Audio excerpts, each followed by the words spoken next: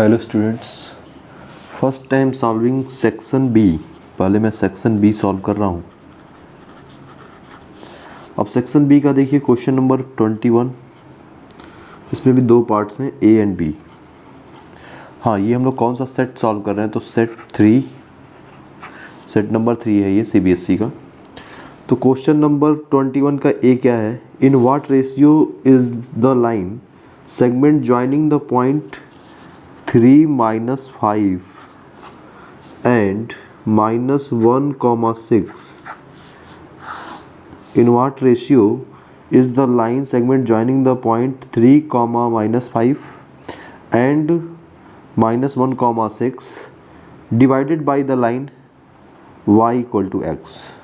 ठीक है, ये पूछ ये रहा है कि इसमें किस पॉइंट पे एक लाइन है जो है y इक्वल टू एक्स, इस लाइन सेगमेंट को डिवाइड कर रही है, किस रेशियो में डिवाइड कर रही है। ठीक है, तो हम सपोज कर लेंगे कि let line y equal to x divide, अब इसका नाम ले लेते हैं लाइन सेगमेंट का, divide the line segment in k ratio 1। ठीक है, मैंने सपोज कर लिया कि इसको k रेशियो 1 में ये डिवाइड करता है। अब इसके बाद क्या करना है? तो k रेशियो 1 देखिए यहाँ पे लिख दिया मैंने। अब क्या होगा इसमें कि ये k जो है ये इधर से इधर आ जाएगा, इस साइड मल्टीप्लाई होगा, और ये 1 इधर से इधर आके ऐसे निकलता है। ठीक है, तो हम सॉल्व करेंगे, इसका कोऑर्डिनेट निकालेंगे। तो कोऑर्डिनेट इसका हो जाएगा k into -1 plus 1 into 3 upon k plus 1। ये इसका x कोऑर्डिनेट हो गया। y कोऑर्डिनेट में क्या होगा? ये k into 6k 1 into -5 upon k plus 1। ठीक, अब ये पॉइंट जो है, this is the coordinate of the point is this point. इस पॉइंट का नाम रख लिया p। तो this is the coordinate of point p। ये हो जाएगा -k plus 3 upon k plus 1 comma 6k minus 5 upon k plus 1। अब इस पॉइंट को आप क्या करिए, इस लाइन में पुट कर दीजिए, because point P lie on the both the lines. Point P इन दोनों लाइन पे लाई करता है। तो इस पॉइंट लाइन में हम क्या करेंगे, ये पॉइंट रख देंगे। तो रख दिया मैंने, ला के यहाँ पे रखते हैं। तो y इक्वल टू एक्स में ये पॉइंट हम रख देते हैं। सॉरी, आपको दिख नहीं रहा था, ये पॉइंट निकल गया है। अब इस पॉइंट को हम क्या करते हैं, इस लाइन में पुट कर देते हैं। तो लाइन हमारी क्या है? लाइन हमारी है y इक्वल टू एक्स। अब इसे पुट करते हैं, तो पुट किया तो देखिए क्या आ रहा है, y इक्वल टू एक्स। इसमें पुट करने जा रहा हूँ मैं, कौन सी वैल्यू? ये वैल्यू पुट हो रही है -k plus 3 upon k plus 1 comma 6k minus 5 upon k plus 1। ये वैल्यू पुट कर रहा हूँ मैं यहाँ पे। तो ये हो जाएगा -k plus 3 upon k plus 1 equal to 6k minus 5 upon k plus 1। अभी ये इससे कैंसिल हो गया। -k plus 3 equal to 6k minus 5। अब यहाँ से इसको इधर लेते आते हैं, -k minus 6k equal to -3 minus 5। ठीक है, अब ये हो गया आपका कितना, 7k इक्वल टू -8।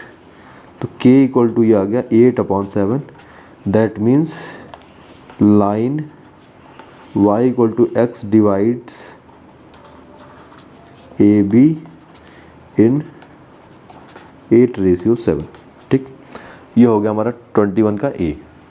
चलिए आते हैं अब इसके नेक्स्ट क्वेश्चन पे, सेकंड पार्ट पे। इसका सेकंड पार्ट जो है वो है एक B is ABC are the vertices of a triangle, find the length of the median. ABC दिया हुआ है, इसमें वर्टिसेज दिए हुए हैं। एक ट्रायंगल ऐसे बना लेते हैं, A रख लिया नाम इसका, इसका B रख लिया, इसका C रख लिया।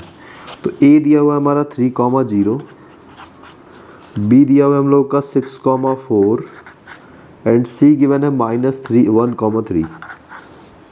और क्वेश्चन है find length of median B। तो B जो मीडियन है उसकी लेंथ निकालनी। तो B है कहाँ पे? B के सामने हम यहाँ पे एक लाइन बनाएंगे और सपोज कर लेंगे let BE is a median. तो BE is median, this is given ठीक है। अब ये हमको दिया हुआ है, तो we know that median divide the opposite side in equal ratio, that means in equal parts.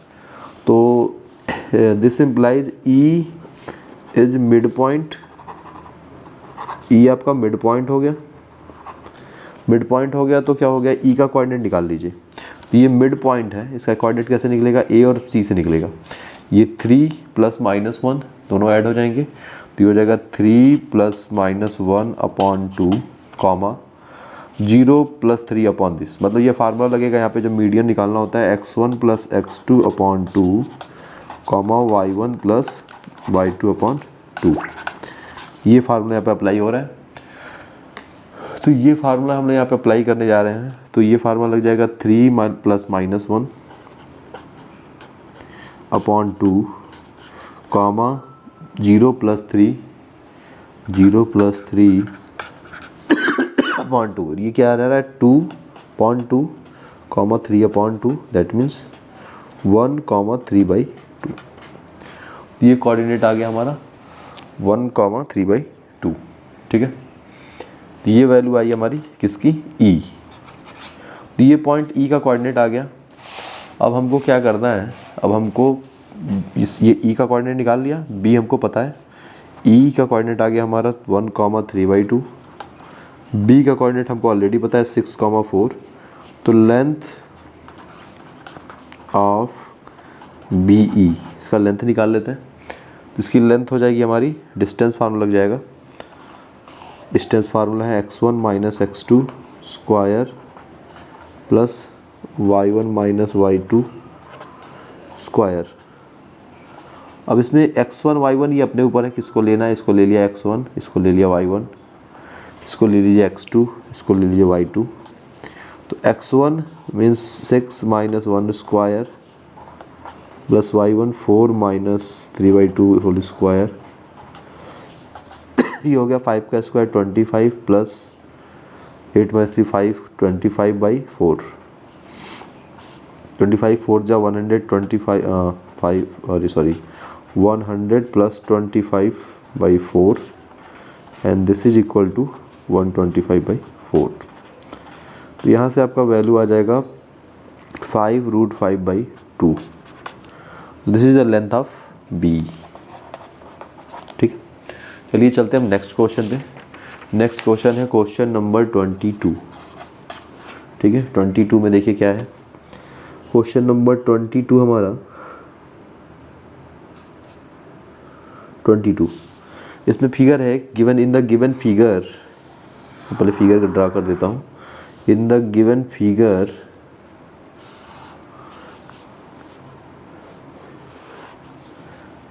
AB and CD are the tangents. AB, this is ABA and this is CD. AB and CD are the tangent. O is a center and angle BAC equal to angle DCA.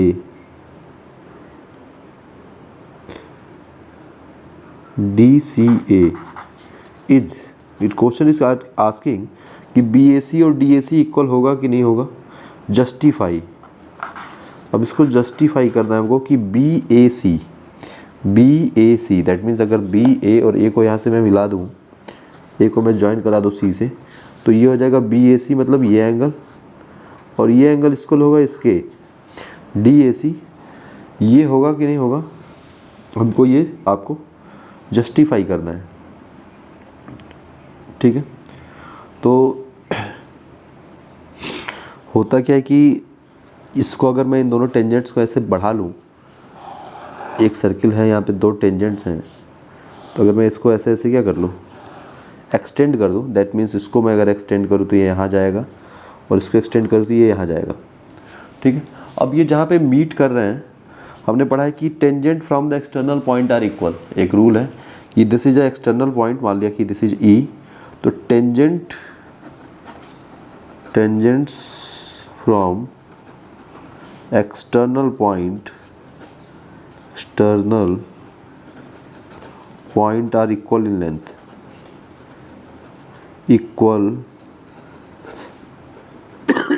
In length, ठीक। तो यहाँ से देखा जाए तो ये point को अगर मैंने ई सपोज कर लिया तो ये हो गया ई ए इक्वल टू हो गया ई सी। और अगर ये दोनों लेंथ इक्वल हैं, ये साइड और ये साइड हमारी इक्वल है, तो इस ट्रायंगल में ये और ये बराबर दिख रहा है हमको, ये और ये इक्वल दिख रहा है। तो this triangle is isosceles triangle. ये ट्रायंगल हो गया हमारा आइसोसेलेस ट्रायंगल। और in isosceles triangle this angle equal to this angle, तो ये दोनों एंगल इक्वल हो जाएंगे। तो वी कैन, यहाँ से मैं सीधा लिख देता हूँ कि ई ए, इस साइड लिखता हूँ मैं इस तरह, यहाँ हो जाएगा E A equal to E C, E A equal to E C हो जाएगा। और दिस इम्प्लाइज, ये इम्प्लाई कर जाएगा angle E C A equal to angle E A C. और ये इम्प्लाई कर जाएगा आपका कि angle B A C equal to angle D C A.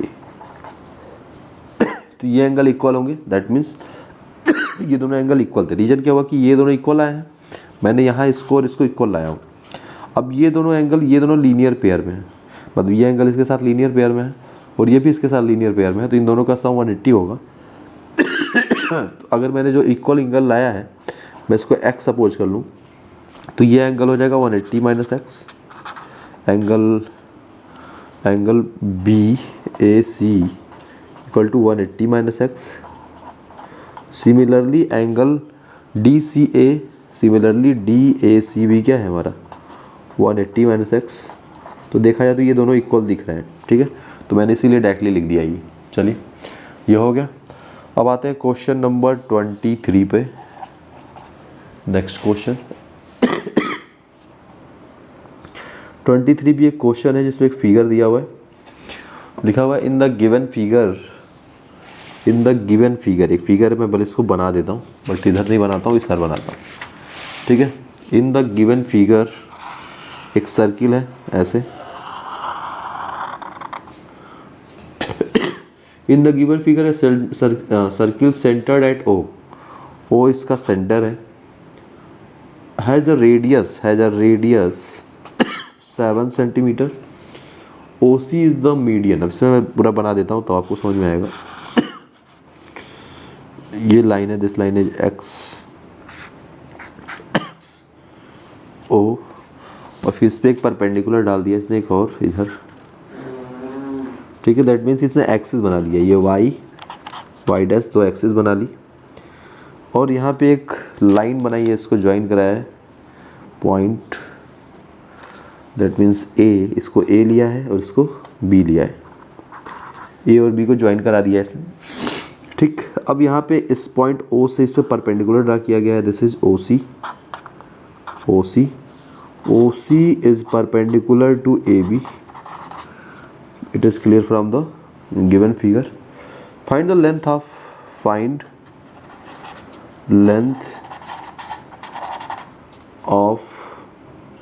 median OC.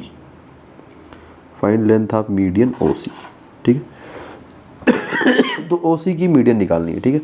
तो ये आपका कितना है भाई, ये दिया हुआ हमका 7। OA इक्वल टू 7, क्लियरली पता है ना।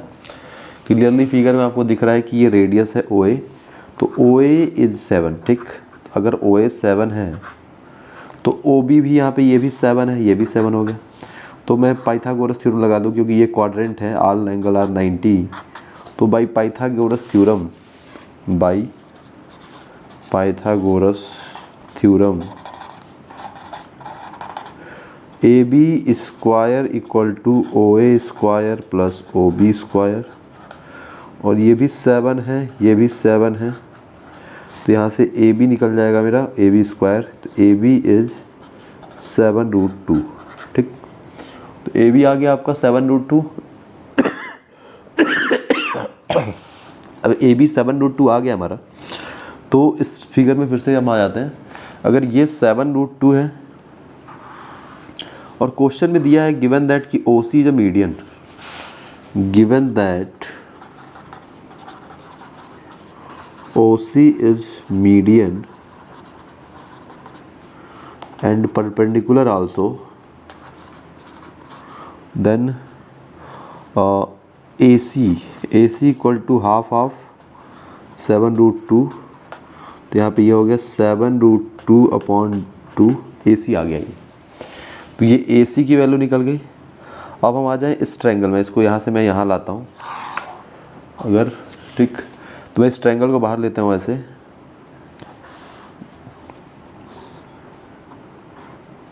ACO, ये 90 डिग्री है आपका, तो ये 7 है, दिस इज 7 और दिस वन इज 7√2/2, तो हम लोग ये निकाल सकते हैं OC बाई पाइथागोरस थ्योरम, ठीक है। तो OA square equal to OC square plus AC square. तो OA हमको पता है, व्हाट इज OA, OA की लेंथ है हमारी 7 का स्क्वायर, OC हमको पता है यहाँ पे 7√2/2 स्क्वायर प्लस AC स्क्वायर। अब ये 749 हो गया, 2/4, 749, दिस वन 249/2, 49 AC स्क्वायर, ठीक, सही है। अब क्या होगा, ये इधर आ जाएगा तो 49 minus 49/2 equal to AC square, और यहाँ से हो जाएगा 49, मतलब ये हो जाएगा 49/2, तो AC स्क्वायर यहाँ से निकल गया, AC square equal to 49/2, this implies AC equals 7/√2, ये आ गई लेंथ ऑफ AC, ठीक है। तो ये आपका क्वेश्चन नंबर 20 में भी कौन सा था भाई, 23 हो गया, डन। तो क्वेश्चन नंबर 24A है हमारा, दो पार्ट है इसमें, ए और आर करके, या तो ए करेंगे या बी करेंगे। 24 का ए क्या दिया है, इवेल्युएट, वेरी सिंपल क्वेश्चन है, evaluate 2 sin cube 30 sec 60 degree plus 10 square 60 degree, ठीक। अब यहाँ पे क्या क्या चाहिए हमको, sin 30 चाहिए, sin 30, sec 60 चाहिए हमको, एंड 10 60 चाहिए। अब sin 30 की वैल्यू हमको याद होती है 1/2, ठीक। sec 60 के लिए आप cos 60 को याद करिए, cos 60 क्या होता था भाई, cos 60 की वैल्यू होती है 1/2, तो sec 60 हो जाएगा 2/1, एंड 10 60 हमको डायरेक्टली याद है √3। अब ये वैल्यूज इसमें पुट कर देते हैं, बहुत ही सिंपल क्वेश्चन। तो 2 साइन की प्लेस पे क्या पुट करना है, 1/2 पुट करना है, तो साइन की प्लेस पे 1/2 पुट किया, तो ये 1/2 का स्क्वायर कर दिया। सेक की प्लेस पे हम लोग को 2/1 पुट करना है, प्लस 10 स्क्वायर, 10 मीन्स √3 और उसका होल स्क्वायर, तो ये हो जाएगा 2 इंटू 1/4 इंटू 2 प्लस 3। अब ये 2 2 जा और ये 2 1 जा, दैट मीन्स 1 + 3 4, तो आंसर आएगा 24A का 4, ठीक है। अब इसमें एक और करके दूसरा पार्ट भी है, इसका सेकेंड पार्ट है बी, और वाला। वो क्या था, वो था कि if 2 sin A + B, if 2 sin A + B equal to √3 and cos A minus B equal to 1, then find the value of A and B, ठीक है। तो साइन में देखिए ये 2 sin लिखा हुआ है ना, 2 sin A + B √3, तो यहाँ पे करेंगे क्या कि sin A + B, और ये जो 2 इधर है लेफ्ट साइड, ये वाला 2, दिस 2, इस 2 को आप इधर से इधर भेज दें, तो ये 2 इस साइड से इस साइड आएगा तो डिवाइड हो जाएगा, ये हो गया √3/2, मतलब मैंने इस इक्वेशन को ऐसे बना लिया, ठीक है। अब √3/2 साइन में किसकी वैल्यू है भाई, याद करिए। तो ये साइन 60 डिग्री की वैल्यू है, तो this is the value of sine 60 degree. Sine A + B की वैल्यू आ गई साइन 60, और यहाँ साइन से साइन हटा लेंगे और ये बन जाएगा A + B = 60, एक इक्वेशन बन गया हमारा।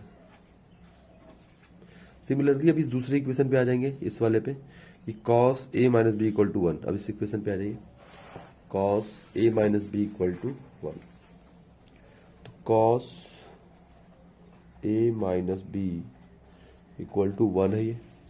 अब यहाँ पे हम लोग कर लेते हैं कॉस में 1 कब आता है, कॉस 0 डिग्री होती है ना, कॉस 0 डिग्री की वैल्यू 1 होती है, तो कॉस 0 हो गया, इधर यह है कॉस ए माइनस बी। अब ये कॉस से कॉस समझिए कैंसिल हो जाता है और आ जाता है ए माइनस बी की वैल्यू 0। ठीक हो गया ये इक्वेशन नंबर 2। अब इक्वेशन 1 को लाते हैं। इक्वेशन 1 था A plus B equal to 60 degree, और ये अब सॉल्व करिए दोनों को ऐड कर देते हैं। तो after adding what we get, B cancelled out, adding A become 2a, A और ए ऐड होके हो गया 2a, और 0 प्लस 60 60 आ गया, तो a की वैल्यू आ गई हमारी 60/2, दैट मीन्स 30 डिग्री। ठीक हो गया ये। अब आते हैं नेक्स्ट क्वेश्चन पे 25। ये क्वेश्चन कंप्लीट हो गया हमारा 25 नंबर क्वेश्चन में। एक भी पार्ट नहीं, सिंगल पार्ट है इसमें, और नहीं है, ऑप्शन नहीं था इसमें था कि can the number 8 to the power n being a natural number, ends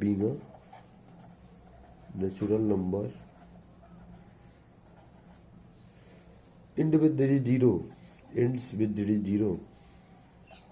अब ये पूछ रहा है इस क्वेश्चन में कि क्या है 8 का पावर n जो है, क्या n 0 से इंड हो सकता है। अब इसके लिए रीजन देना पड़ेगा। इसके लिए हम लोग एक fundamental theorem of arithmetic use करते हैं, जिसमें यह बताया जाता है कि किसी भी नंबर का जो फैक्टर होता है वो यूनिक होता है। तो by that rule we can easily say that कि ये कभी 0 से इंड नहीं होगा। ठीक है, बट इसके लिए रीजन लिखना पड़ता है, कोई बात नहीं, मैं लिख देता हूं। तो सबसे पहले क्या होगा कि वी फैक्टराइज इट, 8 का फैक्टर करेंगे तो हम लोग आ जाएगा 2 into 2 into 2, that means 2 to the power 3 और होल पावर n। तो हम लोग लिखेंगे कि इन factorisation of 8 to the power n,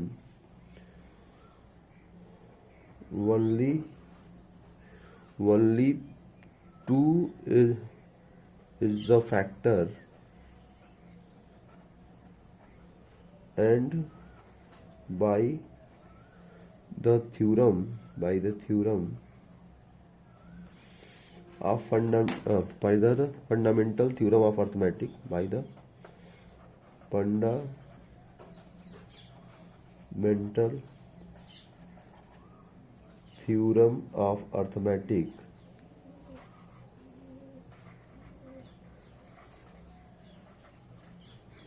we know that no other factorization is possible. We know that no other factorization is possible,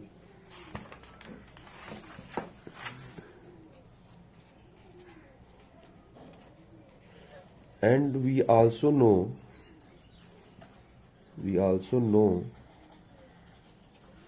the number having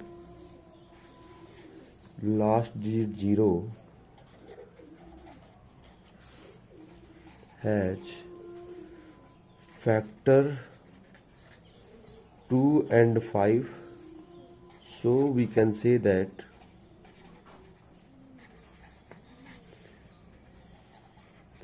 8 to the power n not end with digit 0। ठीक, ये हो जाएगा reason, पूरा reason हो गया ये कि क्यों ये आपका 0 से एंड नहीं होता। चलिए नेक्स्ट क्वेश्चन पे आते हैं। क्वेश्चन नंबर सेक्शन सी का क्वेश्चन नंबर 126। अब 26 का पहला क्वेश्चन बहुत सिंपल था, प्रूव दैट, क्वेश्चन है prove that cosec square theta minus sec square theta equal upon cosec square theta plus sec square theta equal to 3/4। ये prove करना हमको। गिवन क्या है, गिवन है यहाँ पे tan theta, given tan theta equal to 1/√7। ठीक, तो tan थीटा दिया हुआ, इससे तुरंत आप एक ट्रायंगल बना लो। ये हो गया ट्रायंगल, ठीक है, दिस इज द थीटा, ये हो गया थीटा। अब थीटा के सामने जो लाइन होती है वो परपेंडिकुलर होती है, थीटा के बगल में बेस होता है और ये हाइपोटेनियस। अब टेन थीटा इक्वल टू क्या होता है भाई, परपेंडिकुलर अपॉन बेस। तो परपेंडिकुलर की तुरंत वैल्यू जो आ गई ये 1 हो गई ना, तो इसको लिख लीजिए आप 1। बेस की वैल्यू क्या हो गई, इसको हो गई √7। बट हम लोग थोड़ा स्मार्टली इसके साथ के भी लगा लेते हैं तो ज़्यादा हमारा सेफ हो जाता है। अब एच स्क्वायर इक्वल टू हमने पढ़ा है B square plus P square. By that theorem we can say √7k square plus 1k square and we are getting 8k square equal to h square, and after that we get h की value, and h की value is under root of 8k square and this is equal to 2√2k। ठीक है, ये निकल गया। अब यहाँ से हम लोग दो वैल्यूज निकालने हैं, यहाँ पे कोसेक चाहिए मुझे, सेक चाहिए। तो कोसेक थीटा कितना होता है भाई, तो कोसेक साइन का उल्टा होता है, कोसेक थीटा साइन का उल्टा। तो साइन होता है परपेंडिकुलर अपन हाइपोटेनियस, तो कोसेक हो जाएगा हाइपोटेनियस अपन परपेंडिकुलर। तो कोसेक की वैल्यू हो गई perpendicular upon hypotenuse, sorry hypotenuse.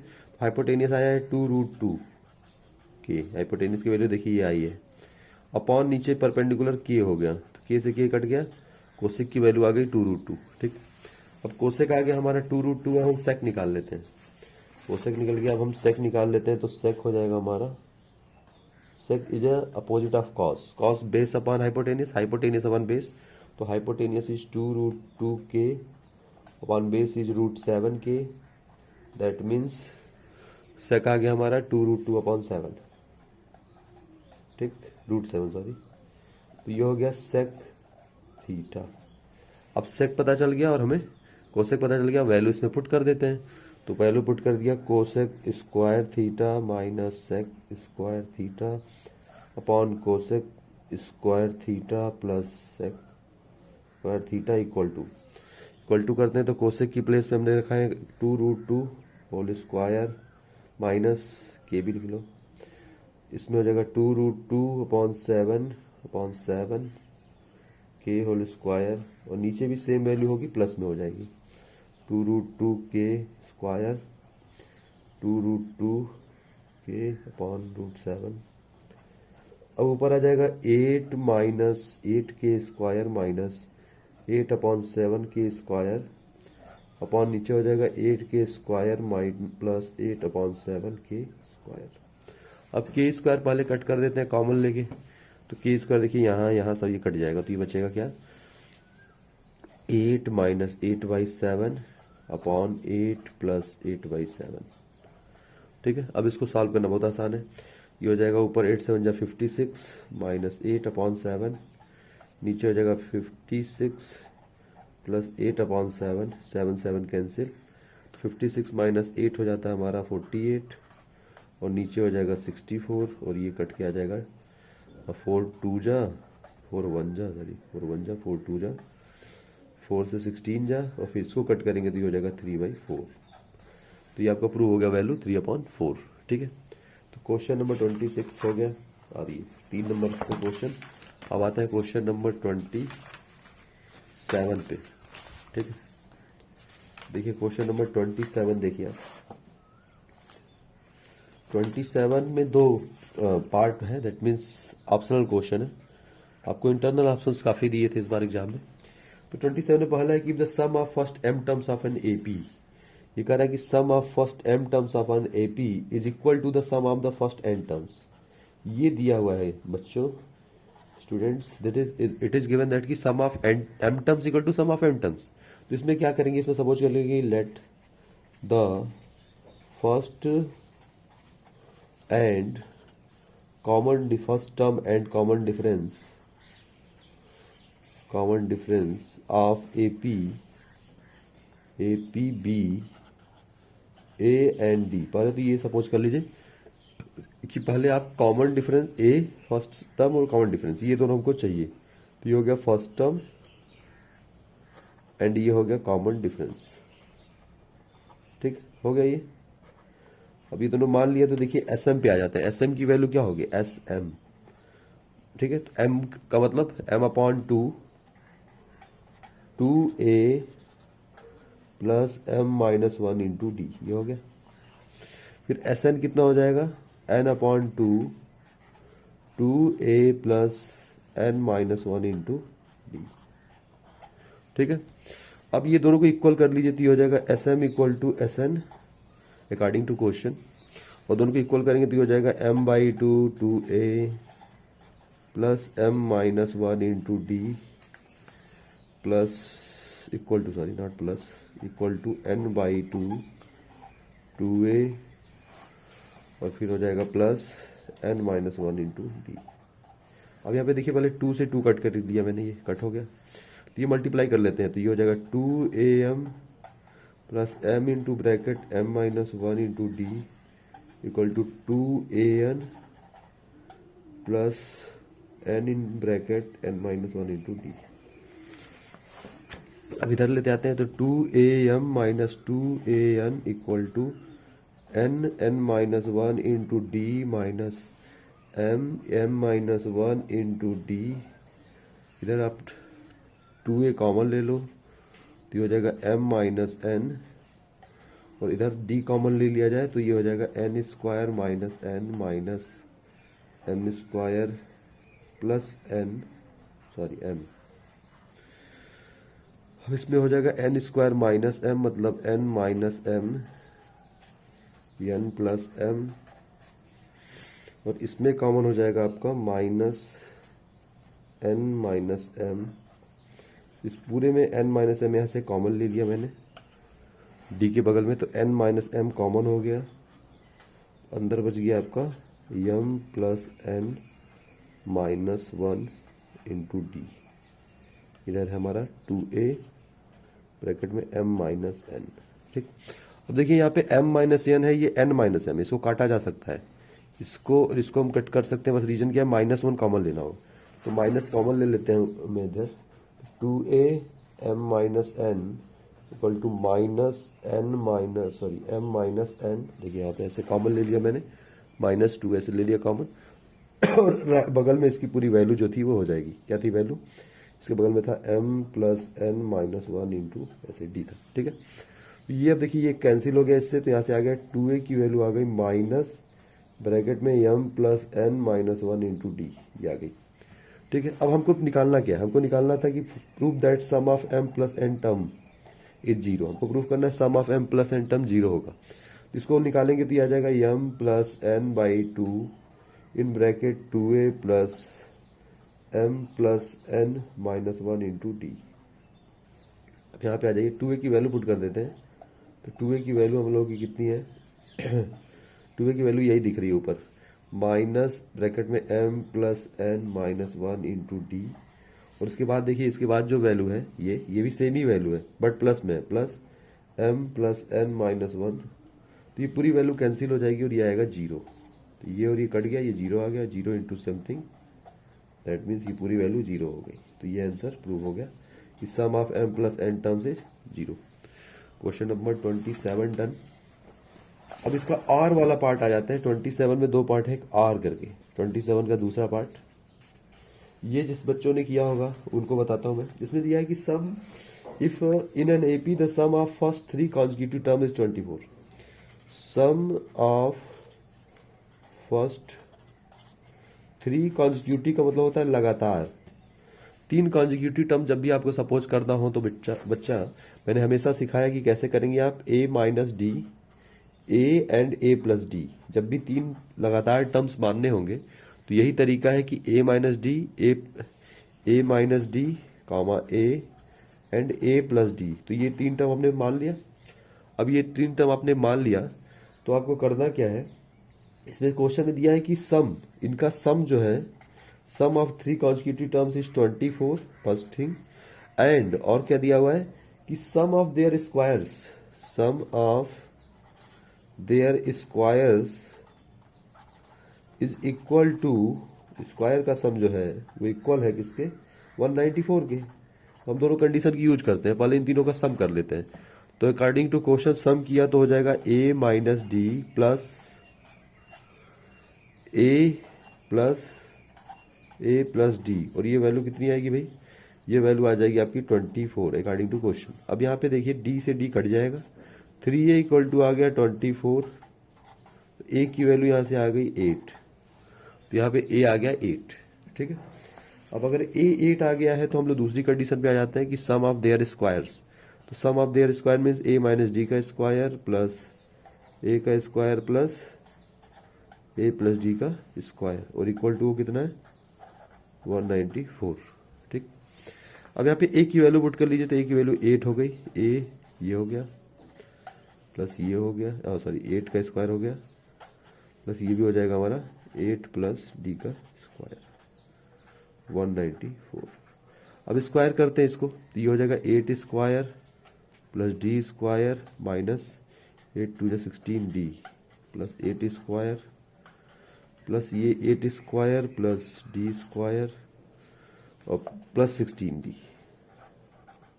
अब 16 डी से 16 डी कट गया तो ये कितना आ गया भाई, ये हो गया 8 स्क्वायर 3 टाइम्स है, 8 square into 3 plus 2d square.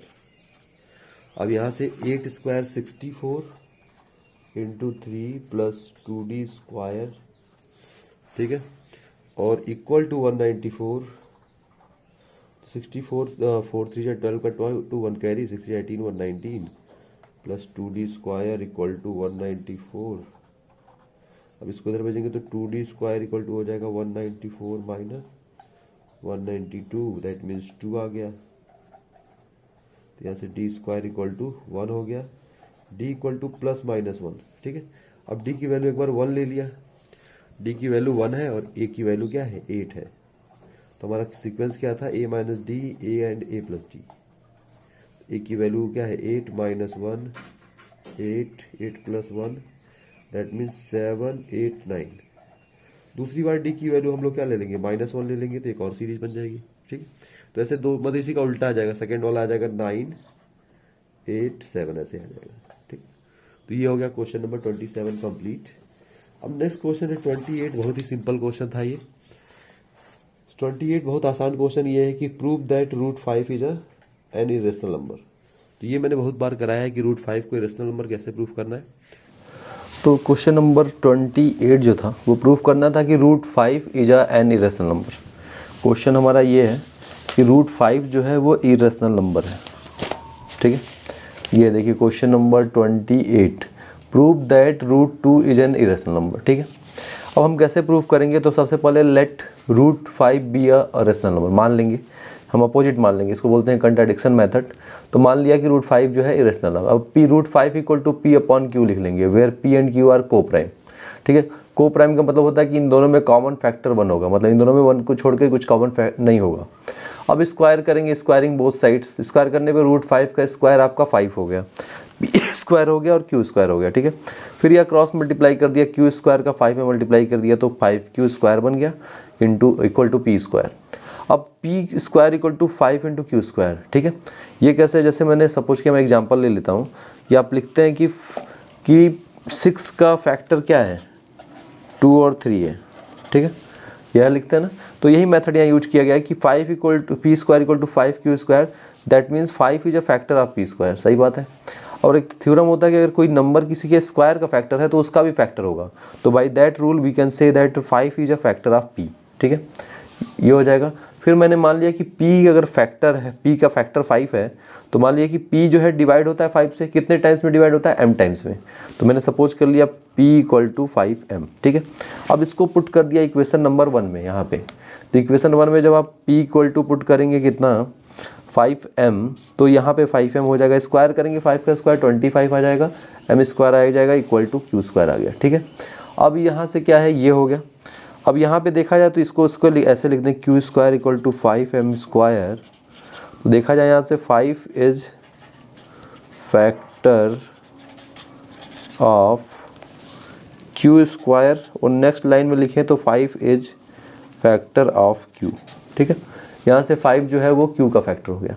अब 5 जब q का फैक्टर हो गया तो हम कह सकते हैं कि 5 is factor of p and q both, क्योंकि यहाँ पे देखिए यहाँ 5 is a factor of q लिखा है मैंने, इक्वेशन नंबर 3 ले लेता हूँ इसको, और यहाँ पे मैंने लिखा है 5 is a factor of p, ठीक है। तो इक्वेशन 1 में हमने लिखा था क्या, यहाँ से हो जाएगा कि q इक्वल टू 5n, ठीक है। तो फ्रॉम इक्वेशन 3 एंड दूसरा देखिए, इसको इक्वेशन नंबर 2 कर देते हैं। From equation 3 and 2 5 is common factor. ठीक है, 5 यहाँ से क्या हो गया, कॉमन फैक्टर हो गया of P and Q। This means P and Q are not coprime. इसका मतलब है कि P और Q क्या है, को प्राइम नहीं है। और ये इम्प्लाई कर जाएगा, this implies our supposition is wrong. इसका मतलब हमारा मानना गलत था, वाज रॉन्ग या इज रॉन्ग, गलत है। और ये इम्प्लाई कर जाएगा, दिस इम्प्लाइज कि √5 इज एन इरेशनल नंबर। ठीक है, तो ये रूल तरीका था, बहुत ही आसान क्वेश्चन था ये भी। चलिए अब नेक्स्ट क्वेश्चन पे आ जाते हैं। इस क्वेश्चन पे हमारा नेक्स्ट क्वेश्चन है क्वेश्चन नंबर 29। ठीक है, अब क्वेश्चन नंबर 29 क्या है, देखिए यहाँ पे बच्चों, क्वेश्चन नंबर 29 आया है कि in a given figure PQ is a tangent. ये फिगर दिख रहा है आपको, in a given figure PQ is a tangent. एक फिगर है, ऐसे एक सर्कल बना हुआ है और उस सर्कल पे एक टेंजेंट है हमारा। टेंजेंट बना लेते हैं, पहले एक ऐसे कार्ड बना लीजिए और फिर P पॉइंट से इस पर एक टेंजेंट बना दीजिए। तो PQ इज अ टेंजेंट और उसके बाद क्या दिया हुआ है, to a circle at centre at O, centre is O और ये A है, ऐसे B है, फिगर यहाँ दिख रहा है आपको। और फिर इस Q को ज्वाइन करा लिया हमने A से, A को Q से ज्वाइन करा लिया, तो ये एंगल दिया हुआ है 30 डिग्री और इसको ज्वाइन करा लेंगे तो ये बन जाएगा BP। ठीक है, अब इसमें प्रूफ क्या करना है, तो सो दैट लिखा हुआ है कि BP इक्वल टू BQ, ये शो करना हमको। ठीक है, कर लेंगे भाई। गिवन क्या है, तो चलिए गिवन में सबसे पहले तो हमको AB जा डायमीटर। ठीक है, तो AB इज डायमीटर और इसका मतलब ये हो जाएगा कि ये जो आर्क AB है, ये सेमी सर्कल, ये दो सर्कल को दो पार्ट में डिवाइड कर रही है। तो देखा जाए तो एंगल Q 90 हो जाएगा। Angle AQB equal to 90 degree, reason हो जाएगा angle in a semi circle is a right angle. Angle in semi circle is right angle. ठीक है, तो ये एंगल हमको 90 मिल गया। ठीक है, अब ये चीज़ 90 बन गई। दूसरा क्या है, ये 30 है और ये 90 है, तो ये एंगल B कितना हो जाएगा। तो हम लोग अगर ट्रायंगल में आ जाए, इन ट्रायंगल ABQ, तो इसमें angle A plus angle ABQ plus angle Q equal to 180 आएगा। और एंगल Q मैं इसको बोल रहा हूँ AQB को, और ये 90 डिग्री है, तो इसको 90 पुट कर दें तो ये 90 हो गया, ये 180 है। और एंगल A भी पता है 30 डिग्री, तो यहाँ से एंगल ABQ पता चल जाएगा हमारा। और इसकी वैल्यू आ जाएगी मेरे अकॉर्डिंग 90 20 180 माइनस 120 60 आ जाएगी। एंगल ABQ यहाँ से कितना आ रहा है आपका, 60 डिग्री आ जा रहा है। ठीक है, तो ये एंगल 60 आ गया, तो ये हो गया हमारा एंगल ABQ, ये एंगल 60 आ गया आपका। ठीक, अब ये एंगल अगर 60 है तो यहाँ पे आइए। ठीक है, अब हम एक थ्योरम जानते हैं। ठीक है, एक थ्योरम होता है कि एक सर्कल है और सर्कल पे सपोज किया ये टेंजेंट है। ठीक है, थ्योरम ये होता है कि let TT dash be the tangent at a circle, और मान लीजिए ये पॉइंट का नाम है P। तो अगर P पे मैंने एक कॉर्ड बना दिया, PQ इज अ कॉर्ड, तो if this chord makes any angle in the other part of the circle, तो ये वाला angle equal to this angle, मतलब angle QPT equal to angle Q, इसका नाम रख लिया C, दिस एंगल, ये एंगल और ये एंगल इक्वल होता है। इसको बोलते हैं अल्टरनेट सेगमेंट। इस थ्योरम का नाम है अल्टरनेट सेगमेंट। तो ये देखा जाए तो ये चीज़ यहाँ फॉलो हो रही है। दिस लाइन, ये BP जो है आपका, BP इज अ टेंजेंट है कि नहीं, और BQ, sorry PQ is a tangent, और ये लाइन कॉर्ड है, ठीक है। तो ये कॉर्ड है, सॉरी ये कॉर्ड है, ये भी कॉर्ड है, तो ये कॉर्ड है। तो यहाँ पे जो एंगल होगा, ये एंगल और ये एंगल, ये दोनों इक्वल हो जाएगा। देखा जाए 30 इक्वल टू दिस एंगल, मतलब हम लिख लें कि एंगल BQP, ये जो एंगल है ये इस एंगल के इक्वल हो जाएगा। रीजन हो जाएगा alternate segment equal to angle A, और रीजन यहाँ लिख देंगे हम लोग क्या, अल्टरनेट सेगमेंट, अल्टरनेट सेगमेंट बोलते हैं इसको। तो by this we can say that BQP equal to 30 degree. तो यहाँ से देखा जाए तो ये एंगल कितना आ गया, ये एंगल आ गया यहाँ से 30, और ये 30 है और ये एंगल 120 है, तो ये एंगल भी 30 हो जाएगा। मतलब एंगल ऐसे लिख सकते हैं, एंगल ABQ, सीधा लिखा जाए तो ये एंगल है ABQ। इस फिगर को मैं यहाँ दोबारा बना देता हूँ, सॉरी थोड़ा सा ये गलत हो गया, कोई बात नहीं, यहाँ पे थोड़ा सा ही बनाना है, ज़्यादा काम नहीं है इसका, मैं बस ये दिखाना चाहता हूँ। ये देखिए, ये कहने का क्या मतलब था कि दिस एंगल, एंगल ABQ, मतलब ये एंगल B है, तो ये वाला एंगल जो कि इस ट्रायंगल का क्या है आपका, एक्सटीरियर एंगल है।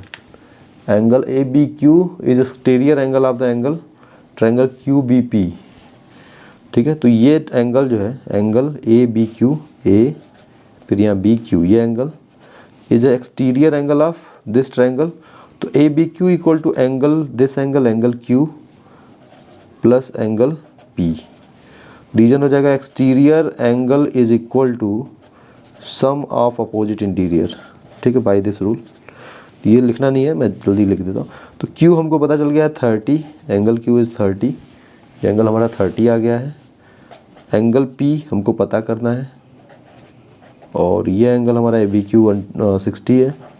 तो यहाँ से देखा जाता है एंगल P की वैल्यू 30 आ गई, और जैसे ये 30 आएगा आपका, ये भी 30 है, तो हम यहाँ से कर सकते हैं angle Q equal to P in triangle BQP,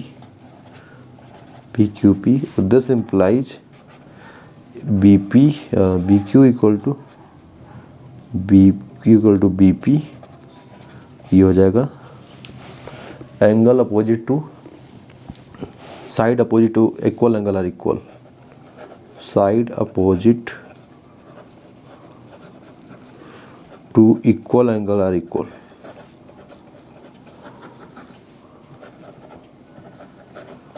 तो यहाँ से ये हो गया, ठीक है। तो ये प्रूव हो गया आपका क्वेश्चन नंबर 29 का एक पार्ट। बी पार्ट इसमें 2 क्वेश्चन आए थे, मतलब ऑप्शनल था, तो एक मैंने करके दिखा दिया। अब मैं दूसरा करता हूँ। अब हम आते हैं इसके सेकंड वाले पार्ट पे। सेकंड वाला है इसका, वो भी इसी का क्वेश्चन है, ज्योमेट्री का ही क्वेश्चन है, प्योर ज्योमेट्री जिसे बोलते हैं हम लोग। बी पार्ट था कि आपका एक सर्कल है and circle is circumscribed by a sides, that means 4 lines, ठीक है। तो ये लाइन्स इसके लिए टेंजेंट का वर्क करेंगे। These line are work as a tangent. तो यहाँ पे देखिए टेंजेंट है ये AB। क्वेश्चन दिखाता हूँ मैं आपको। ये क्वेश्चन है हमारा, दिस क्वेश्चन, ये क्वेश्चन, ठीक है। तो ये हो गया D, ये हो गया C, ये B है, A है, और ये सेंटर है, this is a centre O। अब O से D को ज्वाइन करा लिया, O से C को ज्वाइन करा लिया, और इधर इसको A को ज्वाइन करा दिया एंड P को ज्वाइन करा दिया, ठीक है। अब करना क्या चाहते हैं ये हमको से चाहते हैं कि हम शो करें AOB। ये चाहते हैं कि हम AOB और COD को लिखा दें कितना, 180, ठीक है। मतलब इनका चाहना है कि ये एंगल और ये एंगल, इन दोनों का सम 180 दिखा दें, ठीक है, कोई दिक्कत नहीं। अब इसमें क्या करेंगे, इसका सोल्यूशन शुरू करते हैं बी पार्ट का। 29 क्वेश्चन चल रहा है हमारा। तो अब इसमें होगा क्या कि आइए आप थोड़ा सा कंस्ट्रक्शन करिए। ये जहाँ जहाँ पे ये टच कर रहा है, पॉइंट ऑफ कांटेक्ट, इनको तो पहले नेम दे देते हैं। पॉइंट ऑफ कांटेक्ट को मैंने दे दिया P, Q, R and S, ठीक है। अब पॉइंट A पे आ जाते हैं, एट पॉइंट A, अब यहाँ से देखा जाए तो ए आर और ए एस ये दोनों टेंजेंट है ना, A R equal to A S tangent from the external point, from external point है कि नहीं है, ठीक है। अब करना क्या है, मैं समझाना क्या चाहता हूँ यहाँ, मतलब ये है कि अगर हम इसको ज्वाइन करा लूँ, मैं आर को ज्वाइन करा लूँ इससे और इसको ज्वाइन करा दूँ एस को ऐसे, ठीक है। तो हमने एक थ्योरम पढ़ा था कि ये सर्कल है ऐसे देखिए, और इस पर हमने दो एक्सटर्नल टेंजेंट बनाए, मतलब two tangent from one single point, एक पॉइंट से दो टेंजेंट बनाया लाइक ऐसे। तो ये पी पॉइंट है, ये क्यू पॉइंट है, ये यहाँ पे टच करता है और ये ए है। तो फिर हमने इसको सेंटर से ज्वाइन कराया था, तो देखा क्या था, हमने देखा कि ये जो सेंटर है ओ, और इसको हम ज्वाइन करा देते हैं एक्सटर्नल पॉइंट से। तो होता क्या है कि these two tangents makes equal angle at the centre, ये देखा था हमने। तो बाई ये थ्योरम का यूज करेंगे, ये जो यहाँ से ये पॉइंट से ये ज्वाइन कर रहा है, ये पॉइंट से इधर ज्वाइन कर रहा है, तो ये एंगल जितना होगा उतना ही ये एंगल होगा, ठीक है। तो मैं सपोज कर लेता हूँ ये एंगल 1 है, ये भी एंगल 1 है। तो हम लिख लेते हैं कि this implies angle R O A equal to angle A O S, और दोनों को मैंने मान लिया 1, ठीक है। सिमिलरली इस पॉइंट पे आते हैं एट पॉइंट बी, यहाँ से भी इसको ज्वाइन करा लीजिए। सिमिलरली एट बी, यहाँ से देखा जाए तो ये एंगल और ये एंगल भी इक्वल है हमारा, ठीक है। ये दोनों एंगल इक्वल है, इसका नाम रख दिया मैंने 2, ये भी 2 हो गया, ये भी 2 हो गया।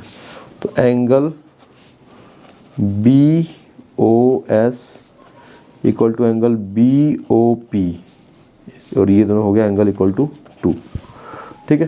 सिमिलरली मैं अब पॉइंट सी पे आ जाता हूँ, इस वाले पॉइंट पे, पॉइंट सी। तो अगर इस पॉइंट पे आ जाए तो यहाँ से देखें इसको ज्वाइन कराना पड़ेगा ऐसे, तो ये एंगल और ये एंगल भी इक्वल हो जाएगा, और इसका नाम रखेंगे हम लोग 3, ठीक। तो angle P O C equal to angle Q O C, ठीक, और इसका नाम रख लिया मैंने 3, ठीक है, सही है। अब आ जाते हैं लास्ट वाले पे, पॉइंट डी पे। पॉइंट डी पे देखिए भाई, पॉइंट डी पे देखेंगे तो वहाँ से भी दो एंगल बन रहे हैं, ये और ये। अब इनका नाम रख लेते हैं एंगल 4, ठीक।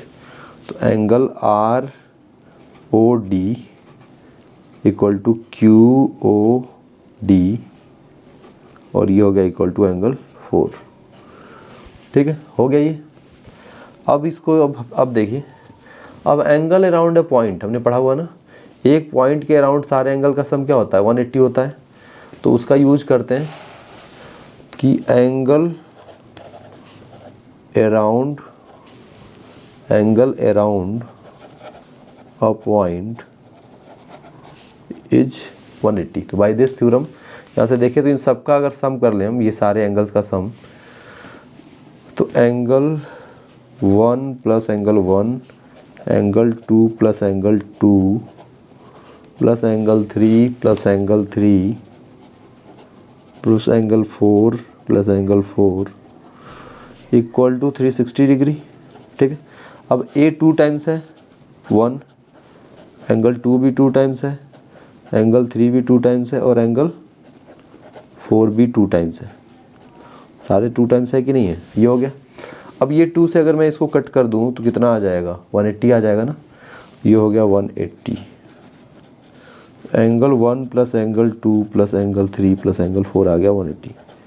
और दिखाना क्या, हमको दिखाना है एंगल ए ओ बी, देखिए यहाँ पे ए ओ बी, ठीक है। तो ए ओ बी यहाँ पे फिगर में देखें तो A O B, angle A O B का मतलब हो गया एंगल 1 प्लस एंगल 2, ठीक है। और फिर एंगल डी ओ सी, ये है एंगल 3 प्लस एंगल 4, ठीक है। अब इन दोनों को ऐड कर दूं मैं, तो एडिंग दिस अबव इक्वेशंस, तो angle A O B plus angle D O C, इनको ऐड किया तो इधर आ गया एंगल 1 प्लस 2 प्लस 3 प्लस 4। और यहाँ से देखा जाए फ्रॉम इक्वेशन नंबर 3,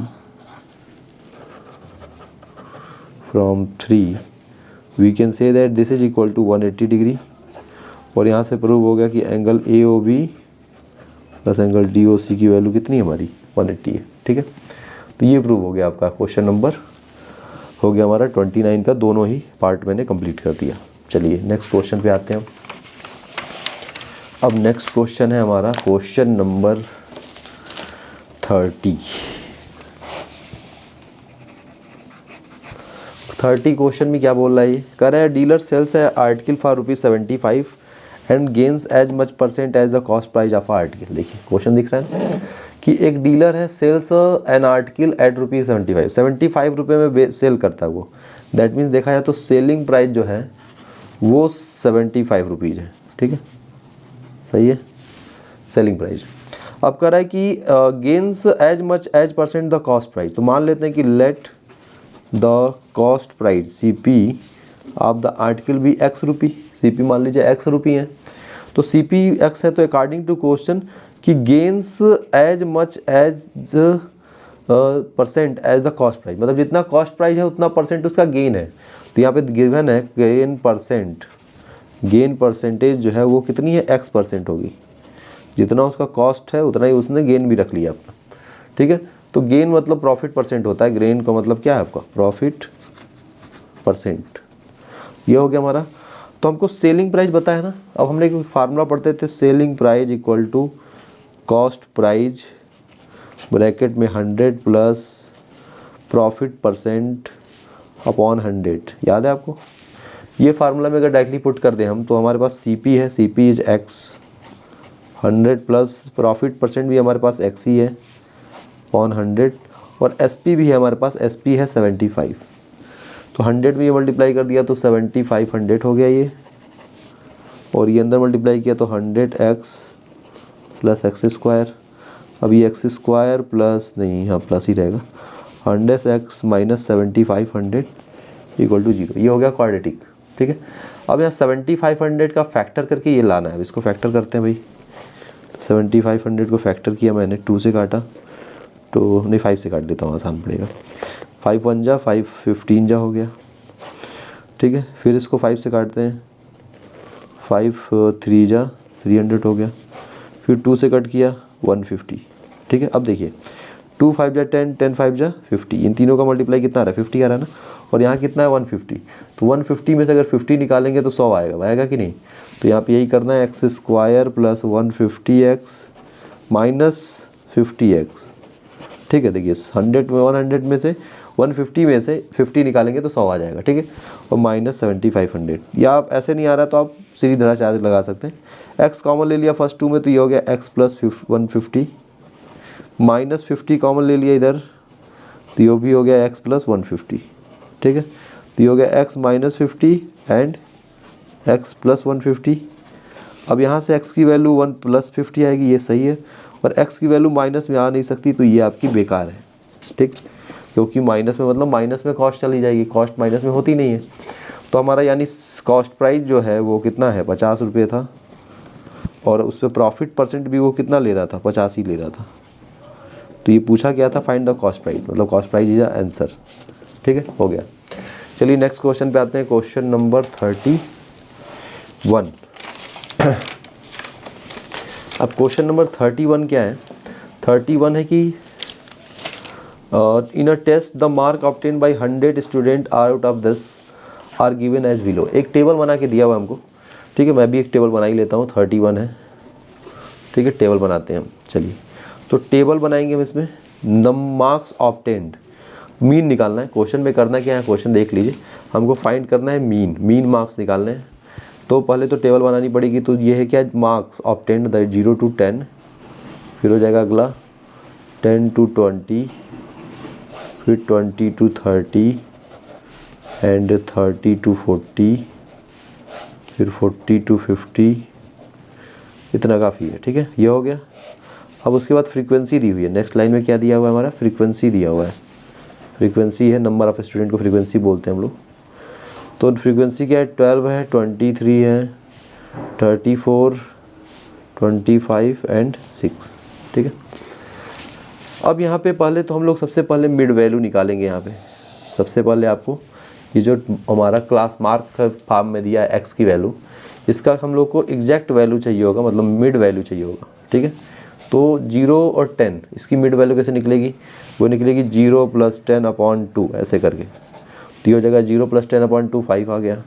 ये हो जाएगा 10 + 20 30/2 15 आ गया। ये हो जाएगा दिस प्लस दिस 50/2 25 आ गया।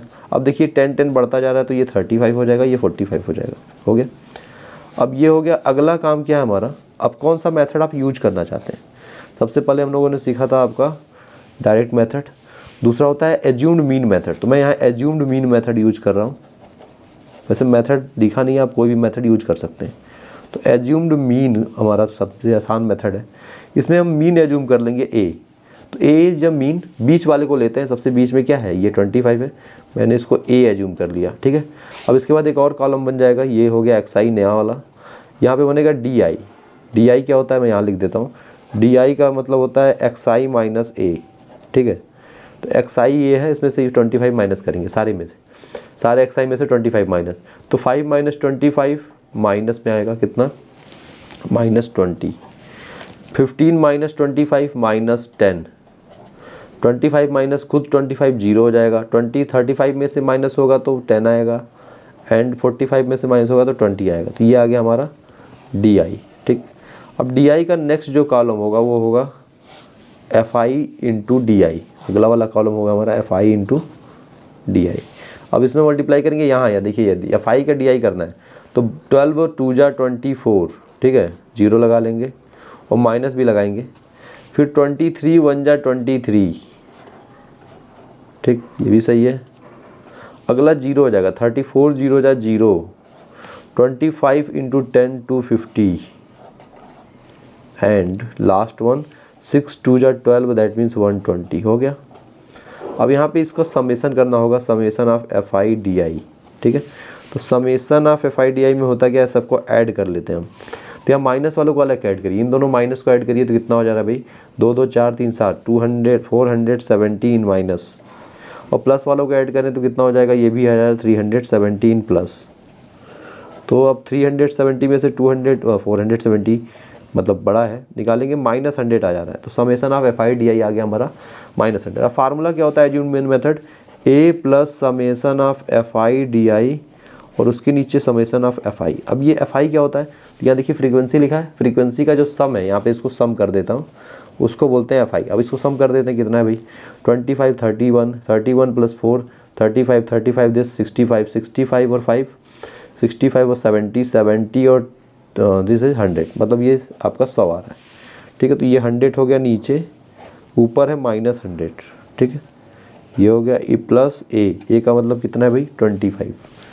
तो देखिए आंसर आने वाला है, आंसर कितना आ रहा है, 100 से 100 कट गया, -1 आ गया, 25 में से 1 निकलेगा तो आ गया आपका 24। तो ये हो गया आपका मीन। 31 question done. चलिए हम इसी के साथ आ जाते हैं next section, section D. Section D हम लोग का स्टार्ट होने जा रहा है। सेक्शन डी का फर्स्ट क्वेश्चन है क्या, 32। अ person standing on a bank of a river observe the angle of elevation of the top of a tower on the opposite bank is 60। मतलब एक रिवर है, रिवर नदी, ठीक है। मैं इसका थोड़ा पहले 3D बना लेता हूँ। ये मान लीजिए ऐसे नदी है, नदी ऐसे नहीं है, नदी ऐसे है, नदी ऐसे जा रही है ऐसे, ये उसका बैंक है, बैंक के अपोजिट साइड से। तो ये रिवर ऐसे जा रही है, ये अपोजिट साइड है। अब कह रहा है कि the angle of elevation of A top of A tower on the opposite bank. मान लीजिए ये वाली बैंक है और इस पे एक टावर खड़ी है, ये टावर है, ठीक है। तो इसको अपोजिट बैंक से मतलब यहाँ से देखते हैं तो इसका एंगल क्या बनता है, इसका एंगल जो है ये ऐसे बनता है इस लाइन के साथ, ये एंगल जो बनता है दिस एंगल इज 60 डिग्री, ठीक है। तो ये थोड़ा मैंने 3D बनाया, मैं 2D भी आता हूँ, ठीक है। तो आप यहाँ पे सपोज कर लिए कि this is the bank of the river, मान लीजिए ये रिवर की विड्थ है, ठीक है, ये दोनों उसके बैंक्स हैं। अब इस वाले पॉइंट पे सपोज कि हमारा खड़ा है ऐसे, ये टावर हो गया, टावर। अब यहाँ से देखा गया तो ये एंगल कितना बनना है 60 डिग्री, ये एंगल हो गया 60 डिग्री, ठीक। तो क्वेश्चन में देखिए, a person standing on the bank of a river observe that the angle of elevation of the top of a tower on the opposite bank is 60 degree, full stop. When he moves 30 metre away from the bank. अब bank से ये दूर जाता है, पीछे, अंदर वैसे भी नहीं जा सकता, पानी के अंदर थोड़े जाएगा, तो ये बैंक के पीछे जाता है, वो भी उसी स्ट्रेट लाइन में। तो he moves 30 metre away on the same line, इसी लाइन में अगर वो 30 मीटर पीछे चला जाए, यहाँ चला जाए इस पॉइंट पे, तो then he find the angle of elevation is 30 degree. तो उसको अब एंगल ऑफ एलिवेशन यहाँ से कितना दिखता है, यहाँ से देखेगा तो एंगल ऑफ एलिवेशन 30 डिग्री हो जाएगा, एंगल वैल्यू घट जाएगी, घट गई। तो find the height of the tower and width of the tower. तो दो चीज़ें निकालनी है, एक तो find height of tower, tower की हाइट निकाल लेते हैं, और दूसरा विड्थ ऑफ रिवर, रिवर की चौड़ाई निकालिए। तो ये विड्थ है, विड्थ को मैं W ले लेता हूँ, विड्थ इसकी मैंने W लिख दिया यहाँ पे, दिख रहा है आपको, यही विड्थ यही है, इस फिगर में ये है, इस फिगर में ये W है, और हाइट को हम लोग टावर की स्मॉल h ले लेते हैं, ठीक है। तो ये दिखाना पड़ेगा आपको, ले लीजिए, सपोज कर लीजिए कि let width of the river be W and height of the river be, height of river h, ठीक है। इतना करने के बाद एक और सुंदर सा डायग्राम बना देते हैं, या इसी में आ जाते हैं। इसकी नेमिंग भी करनी पड़ेगी, नेमिंग कर लिया, इसको A रख लिया, इसको B कर दिया, ठीक है, इसको C बोल दिया, इसको D बोल दिया, ठीक है। ऐसे करने से अच्छा हो जाता है। अब आ जाइए इन ट्रायंगल ABC, ठीक है। अब ABC जो ट्रायंगल दिख रहा है, ये वाला ट्रायंगल, ये C पॉइंट है, ये B पॉइंट है और ये A पॉइंट है। इस ट्रायंगल में हम लोग आ जाएंगे तो हम लोग लगाएंगे tan थीटा, मतलब tan 60 डिग्री। तो tan 60 degree equal to perpendicular upon base, होता है कि नहीं। तो परपेंडिकुलर AB है और बेस इसका BC है। तो परपेंडिकुलर मीन्स हाइट हो गया h, ठीक है, और base BC is W, width, और वैल्यू tan 60।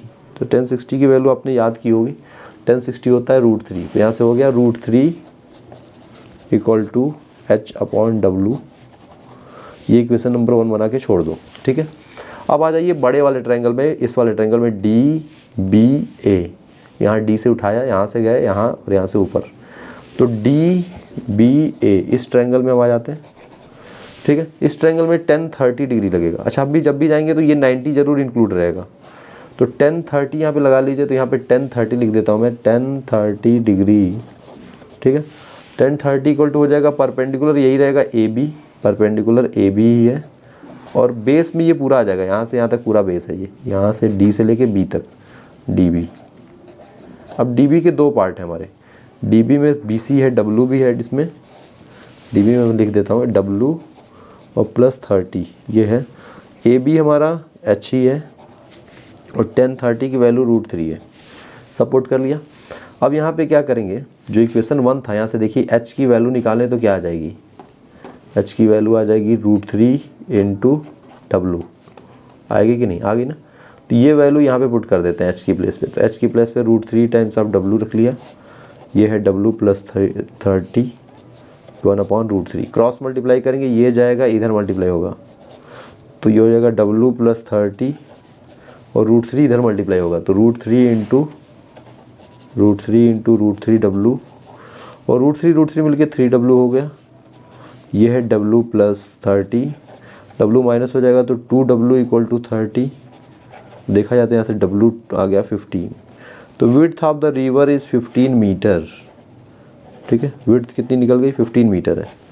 अब विड्थ की हेल्प से हाइट निकल जाएगी, height equal to √3 times of W, तो √3 टाइम्स ऑफ 15, और क्वेश्चन में देखिए √3 की वैल्यू दी हुई है, आपको √3 इक्वल टू 1.732 दिया हुआ, तो ये वैल्यू यहाँ पे पुट कर देंगे तो हाइट एग्जैक्टली आ जाएगी 1.732 मल्टीप्लाई बाई 15, कितना आने वाला है भाई, 15 2 जा 30 का 3, 45 48 4, 15 7 जा 100, 5 और 4 9, 109 10 कैरी, 15 1 जा 15 प्लस 10 25, ठीक है।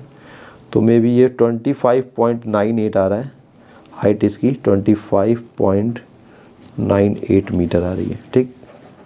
तो ये हाइट हो गई, ठीक है। चलिए हम नेक्स्ट क्वेश्चन पे आते हैं, 33। तो ये था हमारा B, बड़ा क्वेश्चन, 5 मार्क्स का क्वेश्चन था। अब हमारा अगला क्वेश्चन है क्वेश्चन नंबर 33, ठीक है। यहाँ पे है क्वेश्चन, ठीक है, मैं यहाँ क्वेश्चन नंबर डाल देता हूँ, अब पढ़ता हूँ मैं क्वेश्चन है the perimeter of a certain sector of a circle. क्या लिखा है, the perimeter of a certain sector of a circle of a radius 2.5 5.6। तो रेडियस दिया हुआ है 5.6 इज 20, क्या दिया है, पेरीमीटर जो है वो 20 है, तो पेरीमीटर जो है वो हमारा दिया हुआ है कितना, 20 दिया हुआ है, ठीक है। तो क्वेश्चन में पेरीमीटर दिया है 20 मीटर, रेडियस दिया है इतना, find the area of the sector. तो सेक्टर देखिए कैसा होता है, ये ऐसा होता है ना, इस सर्किल का पार्ट लेंगे तो वो कुछ ऐसा होगा, तो ये एक ऐसा सेक्टर है, तो इस सेक्टर का इन्होंने पेरीमीटर दे दिया 20 है, ठीक है। पूछ क्या रहे हैं, ये एरिया, तो गिवन हमको पेरीमीटर है, हमको दिया क्या है, पेरीमीटर हो गया हमारा 20। अब पेरीमीटर कैसे निकलेगा भाई, इस रीजन का, ये रीजन है ओ ए बी, अब इसका पेरीमीटर कैसे निकलेगा, O A plus O B plus arc A B, ये आर्क है, arc length of A B.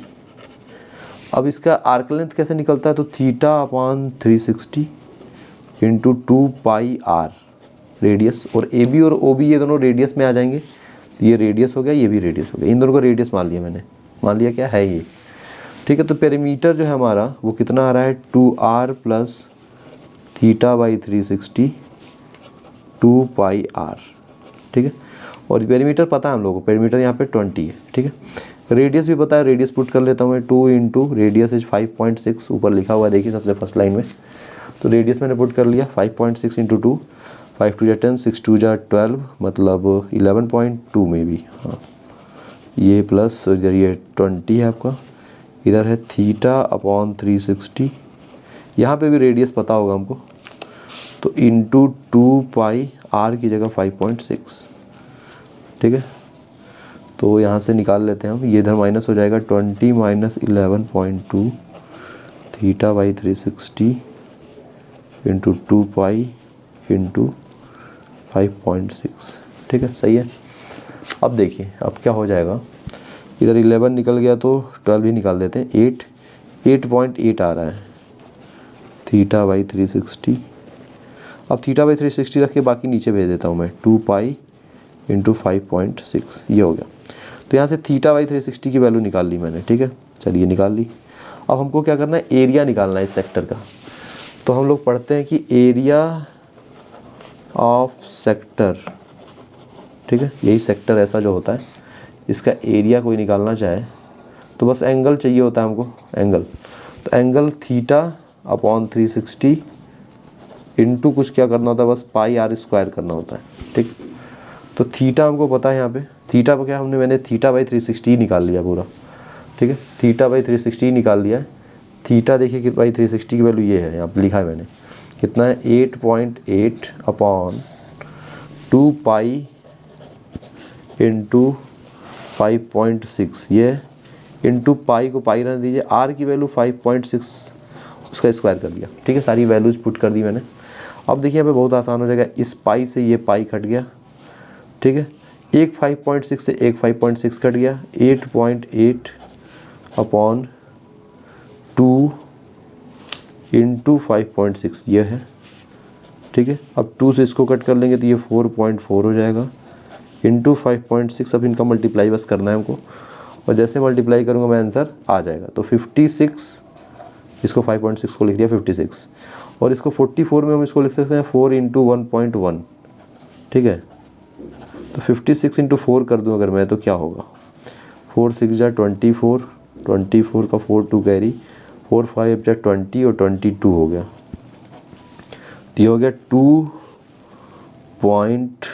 22.4, ये आ गया इसका मल्टीप्लाई इंटू 11। अब 11 का मल्टीप्लाई मैंने सिखाया होगा, बहुत आसान है, मैं सीधा करता हूँ, 4 4 2 6 4 फिर 2, और पॉइंट लग जाएगा यहाँ पे, कहाँ पे भाई, 22 इंटू दिस कितना हो रहा है, मे बी यहाँ लगेगा, ठीक है, 24.64, this is the area of the rectangle, sorry this region. Next question पे आते हैं, क्वेश्चन नंबर 34। अब 34 में हमको ऑप्शन मिलेगा, 2 क्वेश्चन मिल रहे हैं, एक ये या ये, ठीक है, तो हम दोनों करेंगे। आते हैं क्वेश्चन नंबर 34 पे। तो क्वेश्चन नंबर 34 का फर्स्ट पार्ट है हमारा ए। 34 का ए क्या है, if a line is drawn parallel to one side of a triangle, कह रहा है if a line is drawn one side of a triangle intersect the other two sides in a distinct point, then prove that the other two sides are divided by the same ratio। ये आपका basic proportionality theorem ही दे दिया इसने, ठीक है। ये question क्या है, ये क्वेश्चन नहीं है, ये बेसिक प्रोपोर्शनलिटी थ्योरम है।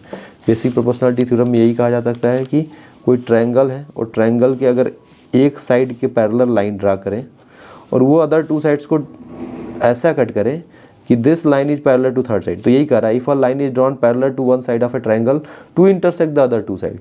मतलब एक लाइन ड्रा किया जो कि एक साइड के पैरेलल है, दैट मीन्स मान लिया ए बी के पैरेलल है, और वो अदर टू साइड्स को डिवाइड करता है, ए सी और ए बी को, बी सी को क्या करता है, ये कट करता है अलग अलग पॉइंट पे। तो मान लिया ये पॉइंट ई हो गया और ये डी हो गया, तो आपको प्रूव करना है कि divide in the same ratio, that means you have to prove C upon A equal to C D upon D B, ठीक है। हो जाएगा, बेसिक प्रोपोर्शनलिटी थ्योरम हम लोगों ने पढ़ा है, हम कर लेंगे आराम से, ठीक है। तो देखिए स्टार्ट इसको कर रहे हैं हम। सबसे पहले इसमें कंस्ट्रक्शन करना होगा, ठीक है। कंस्ट्रक्शन पार्ट क्या है, कंस्ट्रक्शन ये है हमारा कि इसमें यहाँ पे ड्रॉ डी एम, यहाँ डी एम बना लिया, डी एम परपेंडिकुलर टू सी ई, ठीक है। और एक इधर परपेंडिकुलर बनाना होगा, इधर से इधर ये, ठीक है। कुछ ज़्यादा ही दूर बन गया, कोई बात नहीं, मुझे इसको सपोज करना है बस। E N perpendicular to C D, ठीक है। तो कंस्ट्रक्शन हो गया हमारा, ये दोनों ड्रा हो गए परपेंडिकुलर। अब इसके बाद करेंगे क्या, उसके बाद एक और भाई काम करना है, ज्वाइन ए टू डी, ए को डी से ज्वाइन ए टू डी, ये ज्वाइन कर लीजिए, और फिर बी से ज्वाइन कर लीजिए आप किसको, ई से, एंड ज्वाइन बी टू ई, ये भी कर लीजिए, ठीक है, कर लिया। अब आते हैं प्रूफ पे, शुरू हो जाएगा यहाँ से प्रूफ। अब सबसे पहले आ जाइए in area of triangle C E D, ठीक, ये ट्रायंगल है ऐसे। तो यहाँ पे हम लोग लिखेंगे half into base into height. तो फार्मूला लग जाएगा हाफ, बेस क्या हो जाएगा, बेस ले लिया मैंने ई सी, बेस ले लिया मैंने ई सी। जब ई सी को बेस लिया तो हाइट ये लाइन आ जाएगी आपकी, डी एम हाइट आ जाएगी यहाँ पे, ठीक है। तो यहाँ पे डी एम आ गया, ठीक, ये हो गया, ठीक है। इसको ऐसे छोड़ देते हैं। फिर आ जाइए यहाँ पे देखिए इस ट्रायंगल का एरिया, इसका एरिया, ये area of triangle E A D, ठीक है, दिख रहा है ई ए डी, ये वाला ट्रायंगल, मैं इसको शेडेड भी कर देता हूँ, ये वाला ट्रायंगल। तो ई ए डी का एरिया लिखेंगे हाफ बेस, अब इसका बेस ले लिया ये मैंने ए बेस हो गया। तो हाइट क्या होगी इसकी, तो देखिए कुछ ट्रायंगल ऐसे होते हैं जिसका हाइट बाहर जाता है, मैं इसको फिर से बना देता हूँ इस फिगर को यहाँ पे, ठीक है। ये ऐसे ट्रायंगल है यहाँ पे,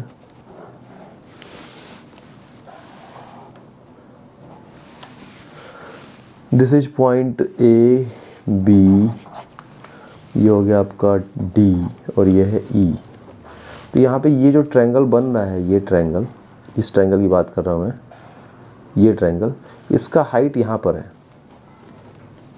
ठीक है। इस ट्रायंगल का हाइट बाहर है। तो होता है कभी कभी ट्रायंगल अगर आपका ऑब्ट्यूज एंगल ट्रायंगल हो, जिसका एंगल 90 से ग्रेटर हो, तो हाइट बाहर चला जाता है। तो इसका हाइट देखा जाए तो डी एम इस ट्रायंगल का हाइट है जो कि बाहर है, तो डी एम हो गया, ठीक, ये हो गया। अब ये और ये डिवाइड कर लीजिए हम लोग, area of triangle E C D, और उसमें डिवाइड कर दें area of triangle E A B है, सॉरी ई ए डी है, not B, E A D है, सही है, ई ए डी, दोनों को डिवाइड करिए तो ऊपर half E C into D M upon half A E into D M. अब यहाँ डी एम से डी एम कैंसिल हो रहा है कि नहीं हो रहा है, बताइए, कट गया ना। तो डी एम से डी एम कैंसिल हो गया, हाफ से हाफ भी कैंसिल हो गया, तो ये हो गया ई सी अपॉन ए ई, इसको इक्वेशन नंबर 1 बना लेंगे हम कि एरिया ऑफ ट्रायंगल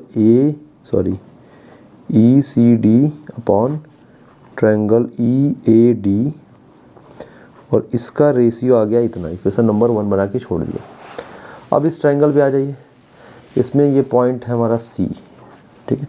अब इसका अगेन हम लोग निकालेंगे और इस बार बेस ई डी होगा। तो area of triangle E C D फिर से निकाल रहा हूँ मैं, बस इस बार हाफ बेस, इस बार मैं ये लाइन ले लूँगा, ये वाला सी डी। तो सी डी को बेस ले लिया तो हाइट उसके रेस्पेक्ट में ये वाली लाइन हाइट हो जाएगी ऐसे, कि जो हमने बनाया ना इस फिगर में। देखिए ये जो डी एन है ये परपेंडिकुलर है दोनों ये, तो D N is a height. यहाँ पे डी एन क्या है? हाइट है। E N, sorry E not D N, E N is height, ठीक। ये हो गया। फिर आ जाइए एरिया ऑफ ट्रायंगल। अब इसके बाद इसका एरिया निकालते हैं, इसका, इस ट्रायंगल का area, triangle E D B, ठीक है। दिख रहा है ई डी बी, ई हो गया, डी हो गया, बी हो गया, ई डी बी ये वाला, ठीक है। इसका एरिया हो जाएगा हाफ और इसका बेस हमने ये ले लिया, ये डी बी। तो हाइट इसका भी देखिए ये बाहर जाएगा इस ट्रायंगल का। ये जो ट्रायंगल है ये ऑब्ट्यूज एंगल ट्रायंगल है, ये एंगल ट्रायंगल हमारा ऑब्ट्यूज एंगल ट्रायंगल है। ये ट्रायंगल मतलब ऐसे बना है, ऐसे बना है ना, तो एंगल ऐसे ट्रायंगल, तो इसका हाइट क्या होता है? बाहर है। इसका हाइट क्या है? इसका, इसको जब बढ़ाएंगे हम आगे ऐसे, तो इसका हाइट इस पे आएगा, ये यही ई एन आपको बाहर आ रहा है, तो इसका हाइट हो गया ई एन। अब इन दोनों को डिवाइड कर दिया तो area of triangle E C D upon area of triangle E D B, और इधर हो गया हमारा half C D into E N upon half D B into E N. अब यहाँ ई एन से ई एन कैंसिल हो गया, हाफ से हाफ कैंसिल हो गया, तो हो गया C D upon D B, ठीक है।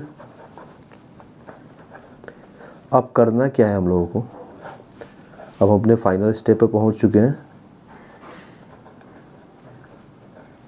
अब करना ये है कि ये इक्वेशन नंबर आपका 2 हो गया और इक्वेशन नंबर 1 यहाँ है। अब इन दोनों इक्वेशंस में देखिए, इन दोनों में आपको जो शो करना है, हमको शो करना है ये राइट वाला C D upon D B. Question में भी देख लीजिए, क्वेश्चन में क्या लिखा है? C D upon D B, और इधर क्या है? E C upon A E. मतलब इन दोनों का अगर मैं किसी तरह ये वाला जो पार्ट है, ये area of this upon this equal to area of ये अपॉन ये, इसको इक्वल कर दूं तो हो जाएगा। तो 1 और 2 में हमको करना क्या है? 1 और 2 में आधी चीज़ तो इक्वल है ऑलरेडी। देखिए इसमें क्या दिख रहा है? ई सी डी यहाँ भी है, ई सी डी यहाँ है, बस ये नीचे वाला इक्वल करना है हमको, ठीक है। तो इसके लिए हमारा एक नया थ्योरम यूज होगा। हमने इसमें क्या है, ये और ये लाइन पैरेलल है ना, ठीक है। ये जो ट्रायंगल है, ट्रायंगल दिस और ट्रायंगल दिस, तो ई डी यहाँ पे लिखना होगा, E D is parallel to A B, ठीक है। ये ई डी पे से बना देता हूँ मैं, ई डी, और ये लाइन ऐसे जो बनी है, ठीक है। तो ये ई डी जो है हमारी, ये है हमारी अपनी ई डी, और ये पैरेलल है किसके? ये पैरेलल है इस लाइन के, ठीक है। अब यहाँ पे एक ट्रायंगल ये है, this triangle, that is triangle, तो ट्रायंगल ए ई डी ये वाला हो गया, और फिर इसको ज्वाइन करा लिया ऐसे, तो ये ट्रायंगल बनना है triangle B, triangle E D B, ठीक है। तो triangle A E D and triangle this, ये दोनों ट्रायंगल का बेस देखा जाए तो क्या है? इन दोनों का बेस ई डी है, ठीक है। तो triangle this and this are having the same base, having the same base, ठीक है, पहली बात। और दूसरा, are between the same parallels, and are between the same parallels, दोनों सेम पैरेलल्स के बीच में कौन से पैरेलल्स? पैरेलल्स है हमारी ये एंड ये, मतलब E D and A B, ये दोनों पैरेलल्स हैं। बट तो एक रूल होता है कि अगर दो ट्रायंगल हैं और वो बिटवीन द सेम पैरेलल्स हैं and between at the same base हैं, तो उनका एरिया इक्वल हो जाता है। तो इन दोनों का एरिया इक्वल हो जाएगा, तो यही हमको लिखना होगा, बस ये रूल ऐसा लिख के। और अब हम लिख देंगे कि area of this equal to this, मतलब area of E A D, हमको लिखना है area of E A D equal to area of E D B, ये वाला नीचे वाला, दोनों नीचे वाला ही अलग था, उसी को सेम करना था।